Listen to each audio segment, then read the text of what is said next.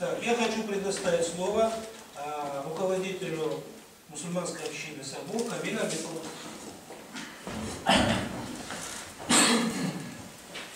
Селям алейкум, Я что хочу сказать. Вот Василий Ибрагимов сказал, что Народный фронт, как нам быть дальше, как нам действовать. Мы этот Народный фронт родили, мы его сотворили, и ни в коем случае его распускать нельзя. Наоборот, нужно совершенствовать. Наша задача или наши требования ни одни еще не решены. И эти проблемы, пока мы не решим, ни в коем случае распускать не надо. Это одно. И теперь, учитывая то, что мы собирались 18 мая, это был первый у нас организационный такой прыжок.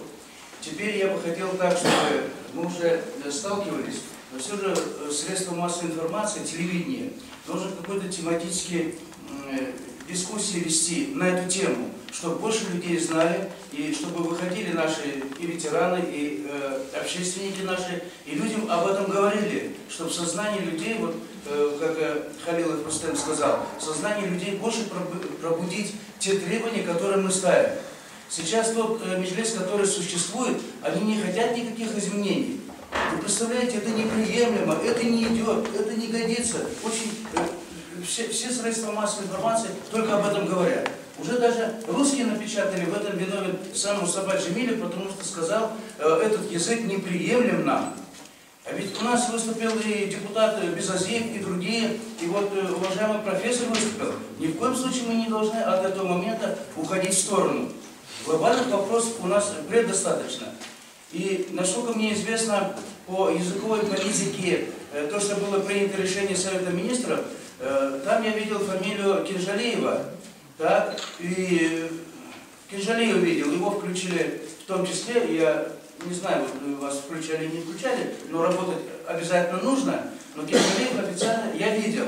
И эта комиссия работает, и если что, наши, скажем, предложения или что, можно и на Кинжалиева выйти, через него передать или через него сказать. Одним словом я хочу сказать, что активизировать работу и больше давать ее в средствах массовой информации. Пусть даже «Голос Крыма» печатает наши все, допустим, выступления или инициативы, но телевидение, оно больше дает помощи. И вот пусть это будет перекресток, пусть будет это у Буджуровой, пусть совершенно будет другая передача, но нам надо... Буджуров вам подчиняется? Ну то что вы такой мачный, что вы пустые вещи говорите? Надо.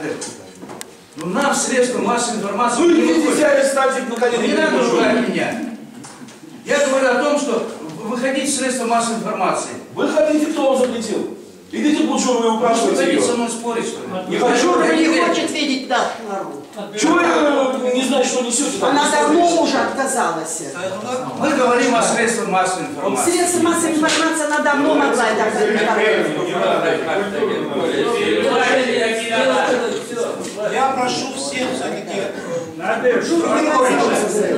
вот, у каждого будет возможность высказаться, в том числе и критически по отношению друг к другу. Газету, я вам скажу, получают не все. Средства массы не все. Но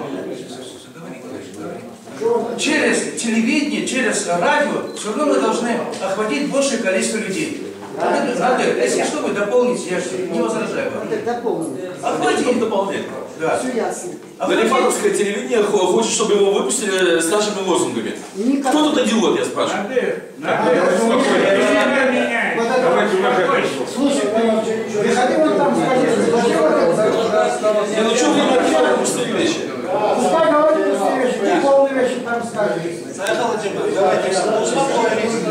Я думаю, и задача наша, как можно больше людей об этом знали, нашу идею, и чтобы нас поддерживали. Савол.